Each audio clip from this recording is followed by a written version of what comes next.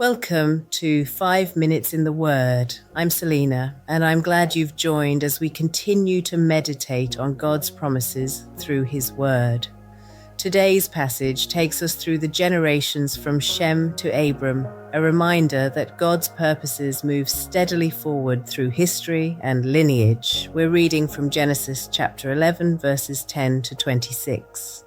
Genesis chapter 11, verse 10. From Shem to Abram. This is the account of Shem's family line. 2 years after the flood, when Shem was 100 years old, he became the father of Arphaxad. And after he became the father of Arphaxad, Shem lived 500 years and had other sons and daughters.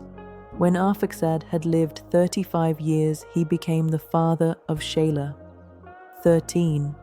And after he became the father of Shelah, Arphaxad lived 403 years and had other sons and daughters. Verse 14. When Shelah had lived 30 years, he became the father of Eber. And after he became the father of Eber, Shelah lived 403 years and had other sons and daughters. When Eber had lived 34 years, he became the father of Peleg. And after he became the father of Peleg, Eber lived 430 years and had other sons and daughters. When Peleg had lived 30 years, he became the father of Reu. And after he became the father of Reu, Peleg lived 209 years and had other sons and daughters. Verse 20. When Reu had lived 32 years, he became the father of Serug. And after he became the father of Serug, Reu lived 207 years and had other sons and daughters. When Serug had lived 30 years, he became the father of Nahor. And after he became the father of Nahor, Serug lived 200 years and had other sons and daughters. Verse 24. When Nahor had lived 29 years, he became the father of Terah. And after he became the father of Terah, Nahor lived 119 years and had other sons and daughters. Verse 26. After Terah had lived 70 years, he became the father of Abram, Nahor and Haran. May the Lord bless the reading of His word. Amen.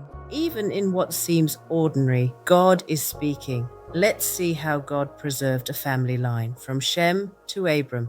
Even in lists of names, His promises are unfolding. What seems ordinary is part of His extraordinary plan. Today's memory verse is, after Terah had lived 70 years, he became the father of Abram, Nahor, and Haran. Genesis 11:26. God bless you. Join me again tomorrow.